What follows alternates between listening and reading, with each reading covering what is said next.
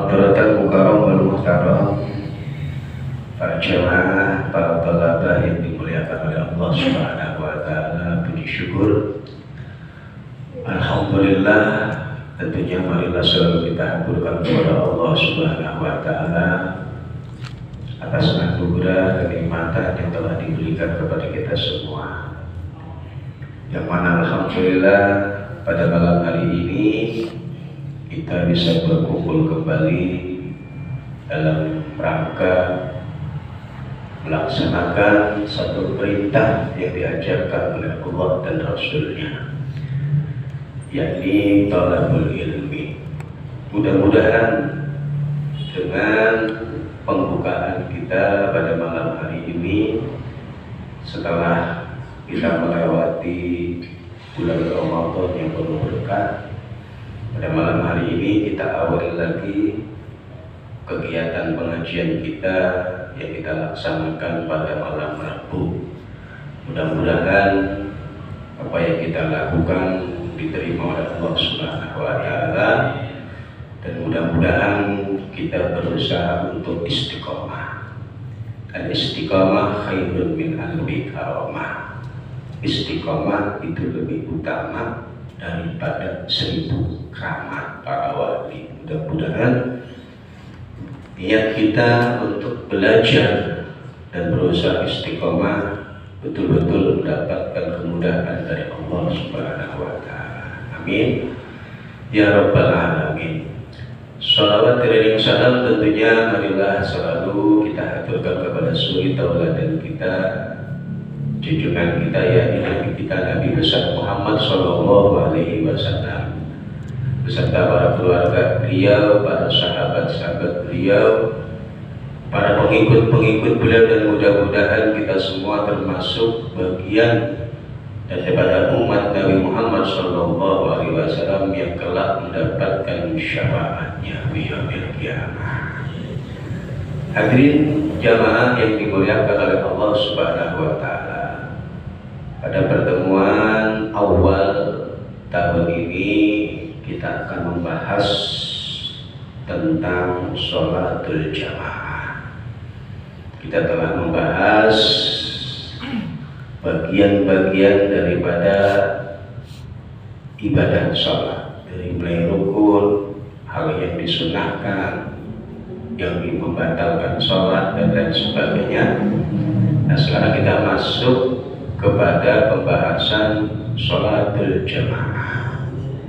Aibi bayani ma yata'allaqu bis sholati min haitsul jamaah, yakni menjelaskan hal-hal yang berkaitan, hal-hal yang berhubungan dengan sholat dari segi berjamaah. Min syurutiha, diantaranya dari syarat-syarat berjamaah. Jadi dalam sholat berjamaah itu ada syarat yang harus dipenuhi. Jadi syarat ini sebagai penyempurna sahnya sholat jamaah kita. Maka kita harus tahu apa sih syarat-syarat di dalam melaksanakan sholat berjamaah. Kemudian wa adabiha, adabnya atau tata krama etika di dalam kita melaksanakan sholat berjamaah. Karena terkadang ketika kita sholat berjamaah, terutama di dalam masalah barisan sholat, nah ini kadang-kadang masih ada shot yang kosong, kita melakukan ibadah sholat di belakang, maka kita nggak mendapatkan fadilah daripada sholat shot daripada berjamaah. Ini perlu dipahami ya. Jadi ada tata krama yang baik di dalam kita melaksanakan sholat berjamaah. Wa makruh hatiha, dan juga hal-hal yang dimakruhkan di dalam pelaksanaan sholat berjamaah. Karena dampak dari hal makruh ketika kita lakukan ini mempengaruhi nilai pahala kualitas kita sholat berjamaah. Bagus kita lihat, dan hal-hal yang menggugurkan pelaksanaan sholat berjamaah. Jadi ada hal-hal yang kita tidak dianjurkan melaksanakan sholat dengan cara berjamaah, atau dikatakan uzurnya seseorang boleh tidak berjamaah.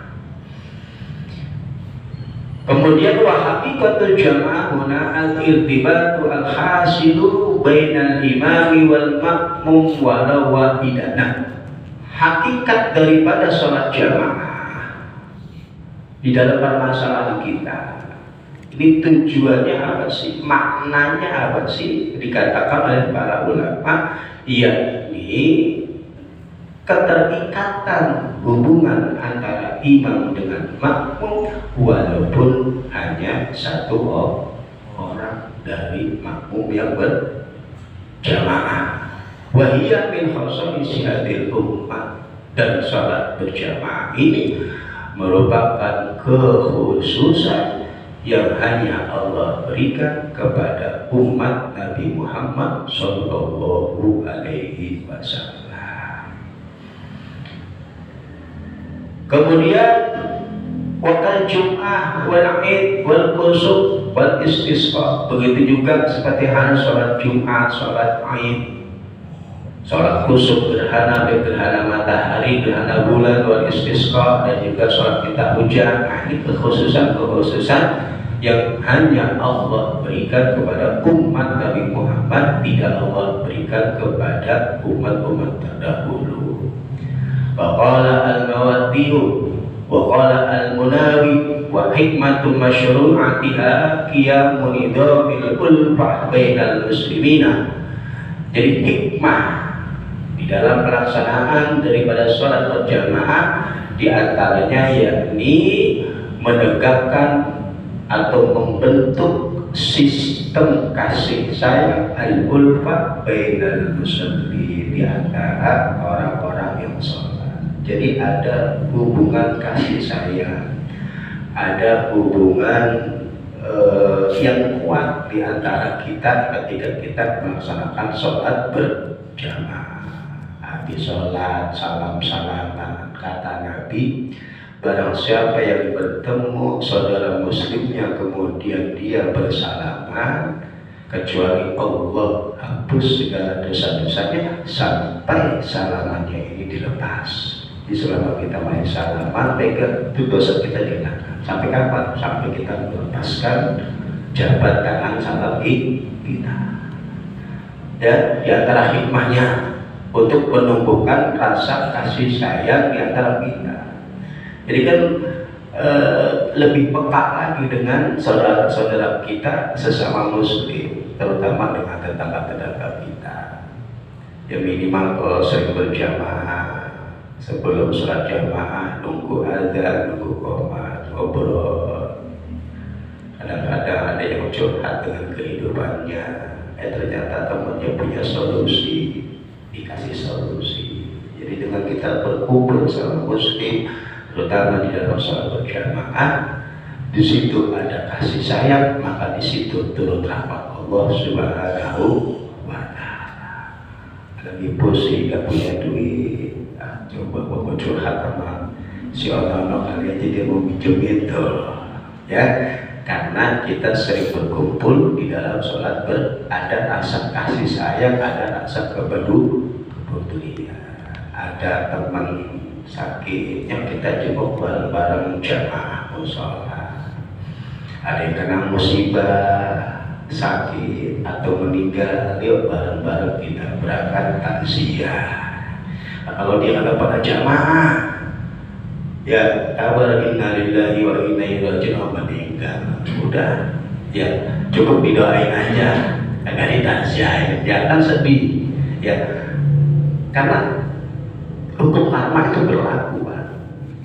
Kalau kita sering menjenguk orang, bertakziah kepada orang yang meninggal, nanti kalau kita kena musibah, pasti banyak yang akan menjenguk kita, akan memberikan nasihat kepada kita, nggak dalam badan sendiri. Nah, ini diantara manfaat daripada berkumpulnya kita di dalam melaksanakan sholat berjamaah. Ada sistem kasih sayang di antara orang-orang yang sholat. Maka dengan demikian walida syuri'at al-masajid fil mahali liyahsula at-ta'ahud bil liqa' fi awqatis shalah bainal jirani. Maka dengan demikian dianjurkan di masjid-masjid yang ada di wilayah-wilayah kita untuk dilaksanakan yang namanya sholat berjamaah. Agar apa? Agar ada at-ta'ahud bil liqa', ya, ada pertemuan yang mungkin di situ ada solusi di setiap permasalahan, terutama permasalahan kaum muslimin bainal jiran, di antara tetangga kita. Orang nggak pernah keluar, nggak pernah silaturahmi di rumah aja, nggak ngapa-ngapain. Tahu dengar berita meninggal, ya udah 4 hari meninggal, bangkainya udah busuk, nggak pernah silaturahmi, ya nggak pernah berkumpul dengan saudara muslim. Kadang-kadang ya bukan tetangganya nggak peduli, tetapi kadang-kadang dianya kurang bersosialisasi, terutama di dalam melaksanakan sholat berjamaah.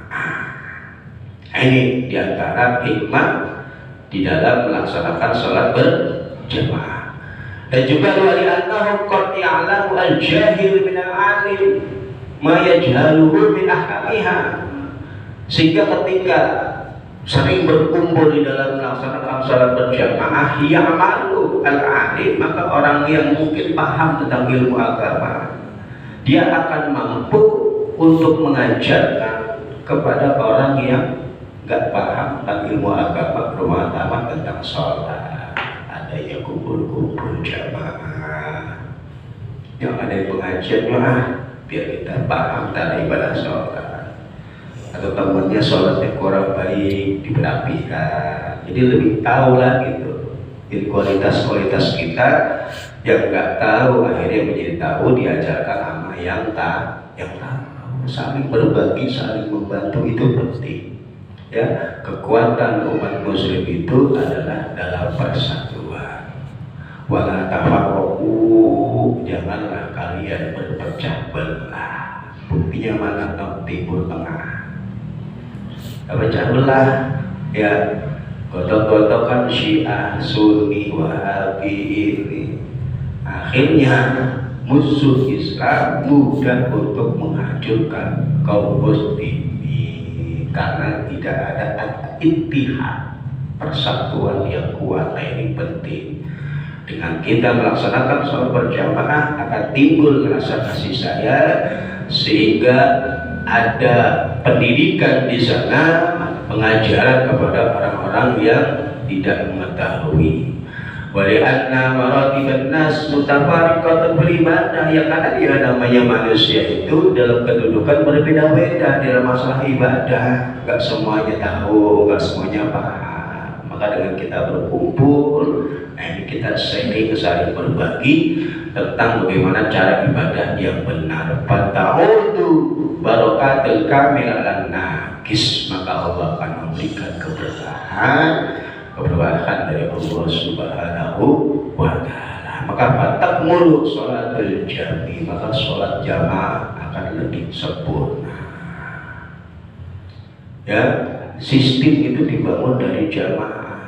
Maka dengan kita berjamaah, kemudian nanti di sini ada program, ada planning ke depan bagaimana syiar dakwah Nabi Muhammad SAW berjalan, itu semua tidak mungkin bisa terlaksana hanya dilakukan oleh satu orang. Dengan kita hanya berjamaah, sehingga tahu karakter masing-masing, sehingga tahu kemampuan masing-masing, di situ ada rasa kasih sayang, kepedulian. Makanya Allah mensyariatkan untuk sholat berjamaah. Innallaha ma'al jamaah, sesungguhnya Allah itu bersama dengan jamaah mayoritas. Janganlah kalian berpecah belah.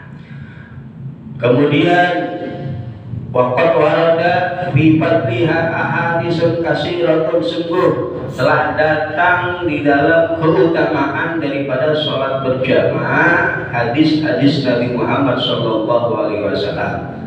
Di antaranya al-khabaru al-muttafaqu alaihi al-ati, yakni khabar yang disepakati oleh para ulama, di antaranya ma rawahu at-Tabrani an Anas, yakni hadis yang diriwayatkan oleh Imam Tabrani dari sahabat Anas. Apa katanya?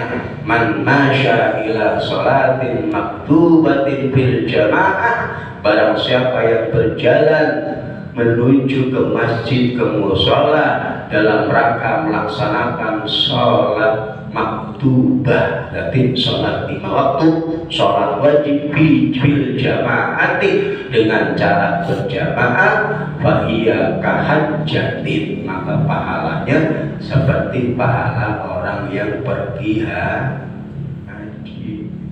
Berangkat dari rumah ke masjid, ke mushola, niat pengen sholat jamaah maghrib, jamaah isya, mendapatkan pahala seperti pahala ibadah haji. Wa man masya ila sholatin tatawu'in, barang siapa yang berjalan melangkahkan kakinya untuk melaksanakan sholat sunnah, fahiya ka umratin nafilatin, maka pahalanya seperti pahala ibadah umroh sunnah. Kalau kita punya duit, mudah-mudahan bisa berangkat umroh. Kalau nggak sempat berangkat umroh, sholat sunnah ke masjid, sholat sunnah ke mushola, itu nilai pahalanya ya, nilai pahalanya sama seperti pahala ibadah umroh sunnah. Wa minha, dan di antara hadis dari Muhammad sallallahu alaihi wasallam marawahu, yakni hadis yang diriwayatkan Imam Tirmidzi an Anas dari sahabat Anas, man shalla arba'ina yawman fi jama'atin, barang siapa yang sholat 40 hari tapi dilakukan dengan cara berjamaah, yudrikut takbiratul ula, dan dia selalu mendapati takbiratul pertama dari takbiratul ihramnya imam, gak pernah ketinggalan. 40 hari berturut-turut 5 waktu gak pernah ketinggalan dari takbiratul ihramnya imam. Kutiba lahu barakatan, maka bagi dia akan dibebaskan dari 2 hal. Yang pertama, barakatun minan nar, orang tersebut akan dibebaskan oleh Allah dari siksa api neraka. Ya, wa barakatun minan nifaq, dan dibebaskan dari sifat munafik. 40 hari jamaah rutin, gak pernah ketinggalan takbiratul ihramnya imam. Kata Nabi, orang tersebut Allah bebaskan, yang pertama dari api neraka, yang kedua Allah bebaskan dari sifat munafik. Wa bil minah husaniyah, wa bil minah husaniyah al-wasiyah al-mutawalliyah, di dalam kitab minah husaniyah yang diwasiatkan oleh Al-Qutbil Sya'rani, ya, Al-Imam Sya'rani, ma'nasahu, yang telah dinaskan oleh beliau, waqad kana as-salaf ya'udduna fawata salatil jamaah musibatan, sungguh ulama-ulama terdahulu mereka menganggap kehilangan sholat jamaah di dalam sholat 5 waktu itu dianggap sebagai musibah. Kalau kita kan musibah tuh tahunya kecelakaan, sakit, lagi kena musibah, kasihan, lagi masuk rumah sakit, jemaah kita jenguk bawain buah-buah, lagi kena musibah, saudaranya meninggal, lagi kena musibah. Kalau orang dulu ada orang nggak jamaah sholat 5 waktunya, ini orang kena musibah. Ya, waqad waqa'a anna ba'dhum kharaja ila hadillah, yakni hadiqatan nahl, sungguh ya ada satu riwayat dikatakan telah terjadi bahwasanya sebagian ulama satu waktu kharaja ila hamid, ya beliau keluar menuju kebunnya. Orang dulu kan ya banyak kebun, ya kerjaannya cuma ya di ladang, ya ini kebun kurma dikatakan di sini. Faraja, kemudian setelah dia selesai dari kebunnya atau selesai dari sawahnya atau selesai dari beraktivitasnya, waqad sholat nas sholat al-asr, ternyata setelah dia pulang ya jamaah sholat asar ini sudah selesai. Pulangnya ya pas pulang ternyata sholat jamaah asar sudah selesai. Faqala, maka berkata ulama tadi, inna lillahi, ya pulang kerja pengen sholat jamaah ke masjid, udah selesai. Inna lillahi, merasa mendapatkan musibah. Apa kata beliau? Fatatni sholatul jamaah, aku telah kehilangan sholat jamaah. Asyhadukum, saksikan oleh kalian semua wahai para manusia, anna haidi alal masakin shadaqah. Mulai hari ini kebun-kebunku itu semua aku sedekahkan untuk orang-orang miskin, gara-gara ketinggalan sholat jamaah, sibuk di sawah, sibuk di kebun. Saksikan wahai saudara-saudaraku, hari ini di sawah, di kebun saya wakafkan, saya sedekahkan untuk orang miskin. Sampai segitunya. Kalau kita dengar adzan Allahu Akbar, Allahu Akbar, dulu baru aja, ya tanggung. Udah aja udah selesai itu qomat kan. Tapi masih panjang ini Johor jam 3 asar, ya main HP lagi setengah 2, bentar lagi 5 menit lagi kelewat itu jam 2. Ngantuk ketiduran, masuk asar, Johor ketiga. Itu kita sering menunda-nunda waktu sholat. Saya punya bapak, wallahi itu gak senang ya anak-anaknya kalau sholat itu di akhir waktu. Saya gak berani itu kalau di rumah sholat asar jam 5 gak berani. Domelin pasti, ya, udah pasti galak, ya, selalu tepat waktu. Selalu awal waktu. Ini penting untuk mendisiplinkan kita di dalam melaksanakan ibadah sholat, karena pentingnya sholat jamaah. Para ulama mengatakan orang yang ketinggalan sholat jamaah maka orang tersebut telah mendapatkan musibah dari Allah Subhanahu wa ta'ala. Wafatat Abdullah bin Umar, satu waktu Abdullah bin Umar, putra Sayyidina Umar, Abdullah ya bin Umar, beliau tertinggal sholat jamaah isya, ya, wa sholatil kalail hatta tali al-fajr jabrul lima fatahu min sholatil isya bil jamaah. Maka beliau pada malam hari itu langsung melakukan ibadah sholat sampai keluarnya fajar. Maghrib ya mungkin aktivitas apa, pas isya ketinggalan jamaah, langsung Abdullah bin Umar sholat seketika itu sampai subuh untuk menutupi kekurangan dari dia tidak berjamaah. Saking perhatiannya orang-orang dulu tentang melaksanakan sholat berjamaah.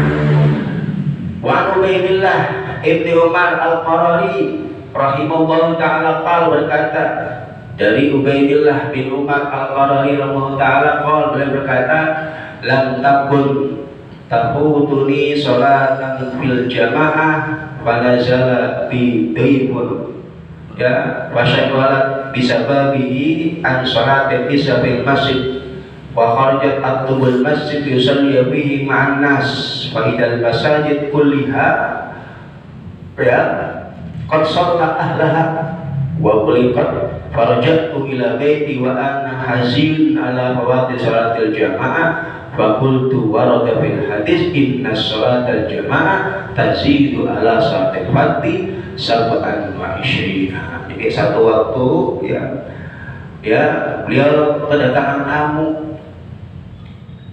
sehingga tidak bisa melaksanakan sholat jamaah isya. Makanya kalau namu ya ke tempat orang lihat waktu habis maghrib namu nggak pantas itu, karena waktu habis maghrib itu waktu istijabat doa, waktu dimana para ulama-ulama kita ini menghidupkan waktu tersebut. Ada yang dengan sholat, zikir, ya baca Quran sampai isya. Nah, kecuali kalau anak habis maghrib kopi langsung dulu jangan lagi isya namunya kopi ya. Dan tiap ini habis maghrib namu ke orang, udah gitu lama, udah ada isya nggak pulang-pulang. Akhirnya kalau nanti ada satu kisah seperti itu ya akhirnya ketinggalan jamaah ya. Pokoknya itu atlu bermasjid, kemudian aku keluar untuk mencari masjid untuk bisa melakukan sholat berjamaah. Pagi dalam masjid kuliah, ternyata semua masjid sudah melaksanakan sholat berbulikat dan pintunya dikunci.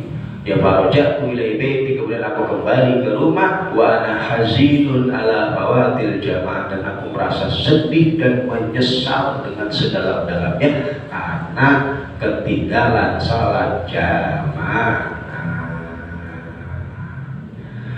Rasulullah Shallallahu Alaihi Wasallam dalam hadis mengatakan inna sholat al jamaah tazidu ala sholatil fardhi, bahwa sesungguhnya sholat jamaah itu pahalanya melebihi tazid ala sholatil fardhi, atas sholat sendirian sab'an wa isyrina, sebanyak 27 derajat tingkatannya.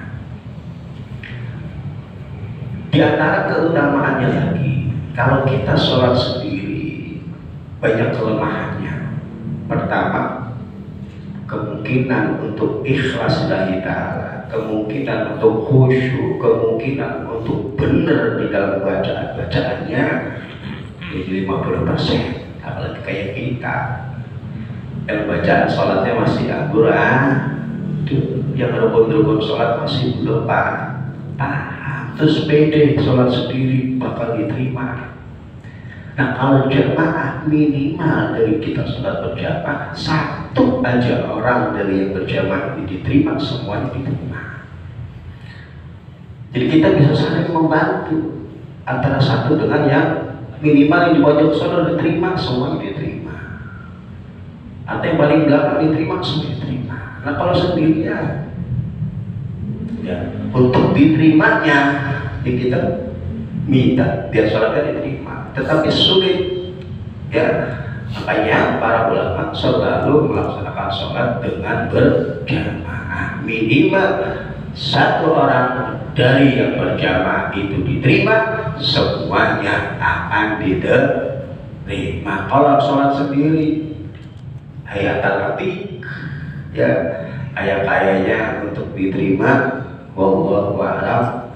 Kadang-kadang kita sholat memang tujuannya menggugurkan kewajiban ya, karena kewajiban takut dosa, takut neraka, gua sholat lah karena ada paksaan, takut tuh, hanya sekedar menggugurkan kewajiban ya. Masalah itu al-isya sab'an wa isrina marratan. Nah, orang tadi karena mendengar hadis Nabi seperti itu, beliau kemudian melakukan sholat sebanyak 27 rakaat karena kedatangan tamu, ketinggalan sholat isya berjamaah, dia cari masjid-masjid masuk dan pada nutup, akhirnya dia sholat sebanyak 27 rakaat. Semua nutup, kemudian aku tidur, masih cerita yang tadi. Faratsri fil manam ala qasim aqabin ala khairin. Aku kemudian tidur dan aku bermimpi di dalam tidurku ya, aku menaiki kuda bersama dengan rombongan. Wahum amami wa ana arqudu farasi khalfahum. Mereka ini rombongan ini berada di depanku dan aku berusaha memacu kudaku di belakang. Fala alhaqahum, tapi udah berusaha kenceng, nggak bisa kejar-kejar. Jadi dalam mimpinya dalam naik kuda dengan rombongan banyak. Rombongan tersebut ada di depan. Ini orang tadi berusaha untuk yang lari kenceng dengan kudanya tetap nggak bisa ngejar-ngejar rombongan yang ada di depan. Faltafat ilayya wahid minhum. Kemudian salah satu dari rombongan yang berkuda tadi menoleh kepada aku dan waqala dan berkata, "Tutsibu ya para sahabat.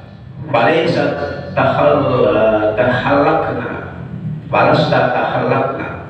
Ya, kuda kamu ini jalannya lambat banget ya, tidak bisa menyusul kami. Fakul aku katakan, walima yahi, kenapa sehingga aku tidak bisa menyusul kalian? Qala li anna shalaina isya bil jamaah, karena kami melaksanakan sholat isya dengan cara berjamaah. Wa anta qad shalaita wahidak, sedangkan engkau sholat isya sendiri, tidak bisa menyusul rombongan yang ada di depan. Rombongan itu sholat isyanya berjamaah, dia sendirian berusaha ngejar-ngejar, nggak nyampe.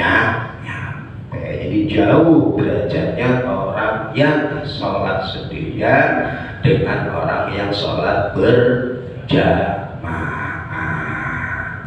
Waqala ba'du salaf, berkata sebagai ulama salaf, ma fatat ahadan sholat jamaah illa bidambin asabahu, tidaklah seseorang malas berjamaah kecuali karena dosa-dosa yang dilakukan oleh orang tersebut. Kadang-kadang kita perlu yang namanya merenung, tafakur atas diri kita. Kok kenapa sih saya sholat ini rasanya males, berat, ngaji rasanya males, baca Quran rasanya males, ya. Padahal tahu di situ ada siksa, di situ ada pahala, kok tapi males. Kita tahu bakal mati, setelah mati dibangkitkan neraka atau surga, tapi kita enjoy saja, santai-santai saja. Kenapa males? Penyebabnya adalah maksiat yang kita lakukan, yang menjadikan diri kita ini malas untuk diajak beribadah. Udah banyak hijabnya. Makanya dalam syikirannya Imam Syafi'i pernah bertanya dengan gurunya.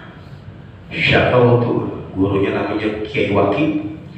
Syakauti lawaki insu al-khifdi fa'arsyadani ila tarkil ma'asi. Aku mengadu kepada guruku yang namanya Kiai Waki, ya, dengan lemahnya daya ingatku. Ya, kalau ngapalin gak hafal-hafal. Syakautu ila al-waki insu al-khifdi fa'arsyadani ila tarkil. Kemudian guruku mengajarkan kepadaku, memberi petunjuk kepadaku untuk menjauhi yang namanya perbuatan maksiat. Membuat otak kita tumpul, daya ingat kita tumpul, badan kita malas ibadah, itu maksiat. Kata ulama, mafatat ahadan, tidaklah seseorang ketinggalan sholat berjamaah atau malas sholat berjamaah illa bidambin asabahu, kecuali karena perbuatan dosa. Faqad kanu ya'zuna anfusahum sab'ata ayyami idza fatat ahaduhum shalatal jamaah. Dan para ulama-ulama terdahulu ya'zuna, mereka bertakziah ya selama 7 hari ketika salah satu dari mereka kehilangan sholat jamaah. Ini kita nih rombongan jamaah sholat, ada ketinggalan ke jamaah jawabnya, kita takziah sama kena musibah. Kita takziah berapa hari? 7 hari. Kan kalau orang meninggal tuh takziah 7 hari malamnya. Kalau dulu bukan orang meninggal doang kita takziahin, nggak sholat jamaah di takziah. Ya, ini datangnya rumahnya tiap hari tuh 7 hari. Nah, kita ngapain mau takziah rumahnya suri? Ngapain mau suri? Agak jamaah, ya, sakan, ya. Orang dulu begitu, karena mereka menganggap sangat pentingnya jamaah, ya, sangat pentingnya sholat berjamaah. Wakila dikatakan rakaat 4 rakaat, ya. Wa yazuna musam salasata ayyamin idza fatatul at-takbiratul ula ma'ima. Begitu juga ketika salah satu dari mereka orang-orang munafik ketika tertinggal takbiratul ihramnya imam ditasyahi sebanyak 3 hari. Dan dengan terlambat imam udah takbir rakaat pertama, dia rakaat itu baru datang, masih dapat jamaah. Kalau zaman dulu tuh ditasyahi 3 hari tuh. Ya, ditasyahi 3 hari. Ya, nah ini poinnya apa? Poinnya adalah begitu pentingnya pelaksanaan sholat dilakukan dengan berjamaah. Bahkan sebagian daripada ulama-ulama kita mengatakan sholat jamaah itu hukumnya fardu ain. Jadi kalau fardu ain itu setiap individu dari kita ini wajib 5 waktu itu dilakukan dengan cara berjamaah. Di antaranya yang dipegang oleh mereka orang-orang Wahabi Salafi itu, yang prinsipnya jamaah itu fardu ain, maka masjid-masjid mereka, langgar-langgar mereka penuh jamaah karena mereka berkeyakinan jamaah fardu ain. Kalau kita sunnah ini atau minimal fardu kifayah, udah ada yang jamaah, gua di rumah aja tuh ya kita ya. Sehingga ketika masjid diambil mereka, musola dikuasai mereka, baru marah-marah, baru muring-muring, baru ngamuk-ngamuk. Kalau kemarin ngapain aja masjid kosong, nggak diisi jamaah. Bila ada orang ngisi jamaah, ramein masjid, kita baru ngomong-ngomong, baru ngomong-ngomong. Lu kemarin kemana aja? Itu masjid kosong, bila diisi orang, diambil ke pengurusannya, baru marah-marah. Banyak apa banyak yang begitu ya. Jangan sampai musola kita ini jadi musola mereka kan begitu ya. Dulu banyak yang di sini orang-orang biar ya, tapi ya lama-lama pinggir ya. Jadi pentingnya di dalam pelaksanaan sholat berjamaah, dan banyak sekali hadis-hadis yang menjelaskan tentang keutamaan daripada sholat berjamaah. Dalam hadis Nabi Muhammad Sallallahu Alaihi Wasallam dikatakan, sholatul jami tazidu ala sholatihi bi baitihi, bahwa sholat jamaah itu melebihi pahalanya atas sholat seseorang di rumahnya. Wa sholatuhu fi sawti khamsan wa isrina darajah, dalam hadis lain sebanyak 25. Fa inna ahadakum idza tawadda wa ahsana, ketika seseorang berwudu dengan sempurna, wa atal masjid, dan kemudian mendatangi masjid, la yuridu illa shalah, tidaklah dia menghendaki datang ke masjid kecuali sholat, lam yukhid khatwatan illa raballahu biha darajah, tidaklah kecuali setiap langkahnya Allah akan derajatnya. Tuh.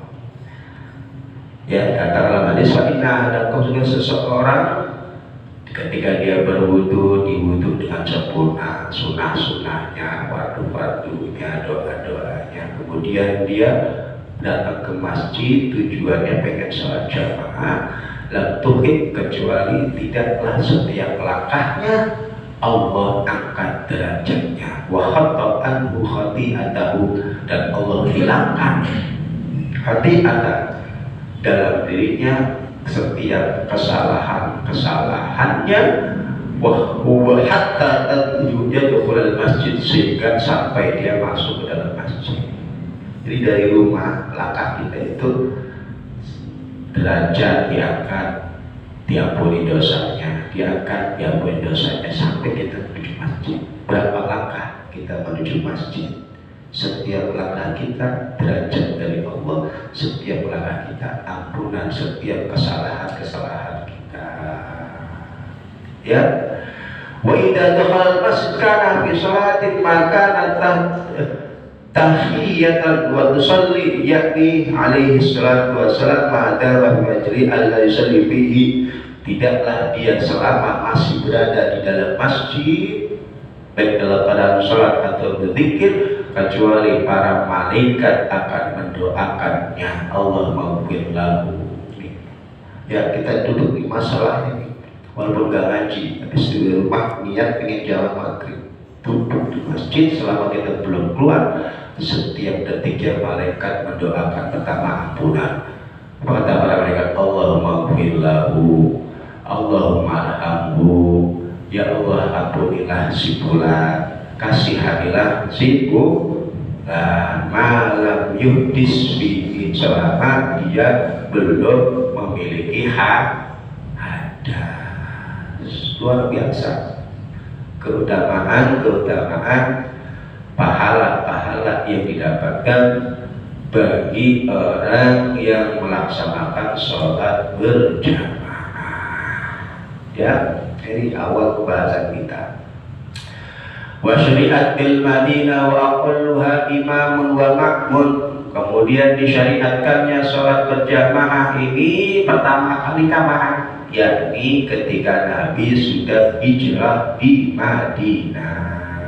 Jadi selama di Mekah, Nabi kan di Mekah itu 13 tahun, belum dilaksanakannya sholat berjamaah karena para sahabat masih dalam keadaan lemah, ya, sehingga takut terjadi hal-hal yang tidak diinginkan. Ketika Nabi hijrah ke Madinah dan penduduk Madinah menyambut Nabi Muhammad, maka disitulah mulai disyariatkannya sholat secara berjamaah. Wa aqalluha, nah paling sedikitnya sholat dikatakan berjamaah yakni imamun wa ma'mum. Ada imam, minimal ada satu makmum. Ai anna aqal jam'i salasa, ya, baik ya, sahabat karena ar-rajul Nabi, baik dia anaknya atau zaujati atau istrinya. Kayak kita misalkan di rumah itu sudah dikatakan jamaah, jadi gak harus di tapi lebih utama di masjid. Ya, kalau di rumah gak sempat ke masjid, jamaah sama anak sama bini jamaah.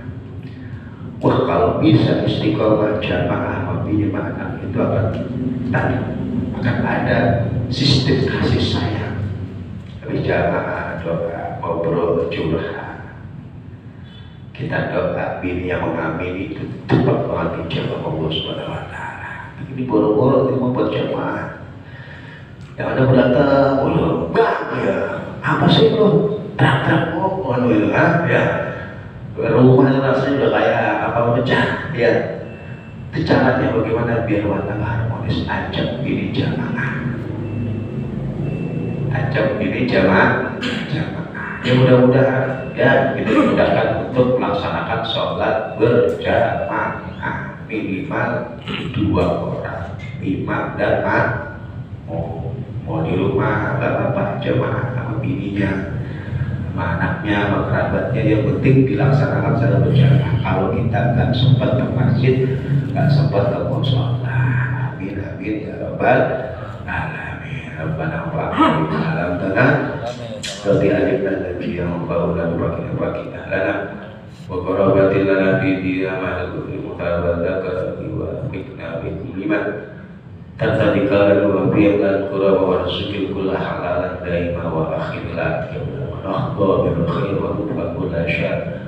Rabbana wasil lana kulla sukutu akira bi tabika wa bi anna rabbana qulatir qabla ta'tiyana rasul man wa bi wasulata akraman syatara wasulatu wa idzal mustafa man lal haqqi da'ana wal baba bi kitabina shifa wa lana alihi mustafa wa rasulil masabil qur'an.